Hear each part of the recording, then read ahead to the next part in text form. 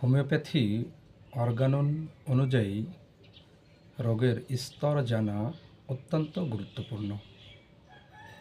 কোন স্তরে শরীরের ভিতরে রোগটি বাসা বেঁধেছে এটি যদি আপনি ভালোভাবে না জানেন, ভালোভাবে না বোঝেন, তাহলে কোন ঔষধটি নির্বাচন করতে হবে, শর্ট অ্যাক্টিং, লং অ্যাক্টিং নাকি ডিপ অ্যাক্টিং ওষুধ নির্বাচন করতে হবে, আপনি ভালোভাবে বুঝতে পারবেন না।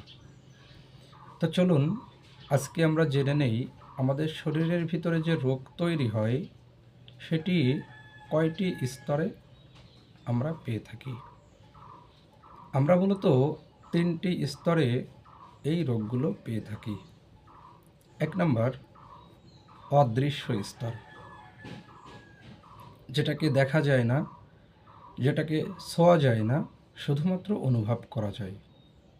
অদৃশ্য স্তর অর্থাৎ ভিতরের ভাইটাল ফোর্সের ডিস্টারবেন্স। যেমনভাবে আমরা আলো দেখতে পাই না, যেমনভাবে আমরা বিদ্যুৎ দেখতে পাই না, যেমনভাবে আমরা বাতাস দেখতে পাই না কিন্তু অনুভব করতে পারি, ঠিক তেমনইভাবে এই ভাইটাল ফোর্সের ডিস্টারবেন্স সেটা আমরা দেখতে পাই না কিন্তু আমরা অনুভব করতে পারি। 2 নম্বর স্তর মানসিক স্তর অর্থাৎ মেন্টাল সিমটম। 3 নম্বর স্তর শারীরিক সিমটম অর্থাৎ ফিজিক্যাল সিমটম।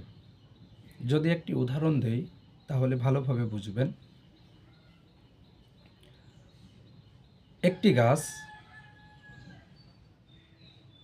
একটি গাছের মূল, এই মূলের যদি সমস্যা হয়ে থাকে, যেটি গভীরে মাটির নিচে থাকে, আমরা দেখতে পাই না, কিন্তু গাছের অবয়ব, গাছের ফলাফল দেখে আমরা বুঝতে পারি গাছটি কোন অবস্থায় আছে। তো এই গাছের মূল যদি ক্ষতিগ্রস্ত হয়, তার ডিস্টারবেন্স তৈরি হয়, তাহলে এই গাছটি দুর্বল হয়ে পড়ে। তাহলে মূল ক্ষতিগ্রস্ত হওয়া এটি হচ্ছে ভাইটাল ফোর্সের ডিস্টারবেন্সের সাথে তুলনা করা যায়, এবং গাছটি আস্তে আস্তে দুর্বল হয়ে যাচ্ছে, সেটিকে মানসিক স্তরে অর্থাৎ মানসিক সিমটমের সাথে তুলনা করা যায়।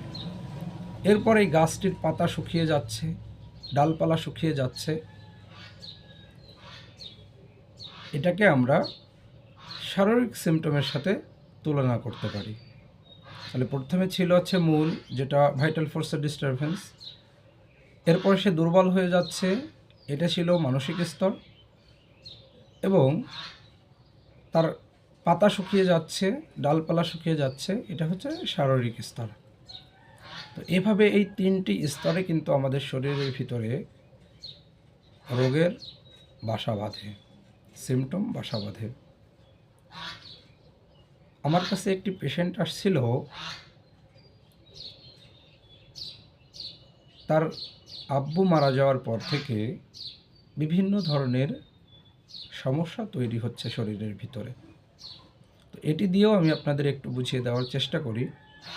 তো এই পেশেন্টটির সাধারণত যখন সে আমার কাছে আসলো আব্বু মারা যাওয়ার পর, তার কমপ্লেইন ছিল কনস্টিপেশন, রাতে ঠিকমতো ঘুম হচ্ছে না, এমনকি আগের মতো সেই পড়াশুনোয় মনোযোগ নেই, এবং সে তার স্বাভাবিক যে লাইফ, স্বাভাবিক যে জীবনযাত্রার সেই ছন্দ সে হারিয়ে ফেলেছে। তো সাধারণত যখন তার আব্বু মারা গেল তখন সে একটু ভয় পেল।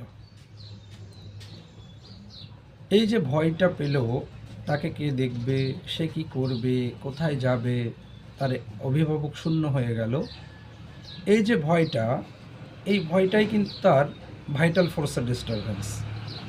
তার ভাইটাল ফোর্সের ডিস্টারবেন্স শুরু হলো, এই শুরু হওয়ার পর থেকে তার ঘুম হচ্ছে না, তার পড়াশোনায় মন বসছে না, তার স্বাভাবিক যে লাইফের ছন্দ ছিল সেই ছন্দটা সে হারিয়ে ফেলেছে।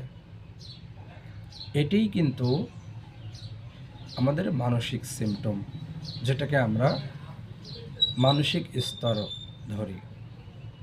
এর পরবর্তীতে এই দুইটি সমস্যার কারণে যে স্তরটি আমাদের শরীরে চলে আসে, তার কনস্টিপেশন শুরু হলো, বাথরুম ঠিকমতো হয় না,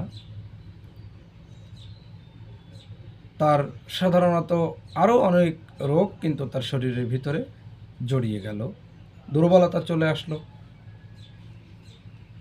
কনস্টিপেশন চলে আসলো, এমনকি তার হার্টবিট বেড়ে গেল, তার শরীরে ঘাম হতে শুরু করলো।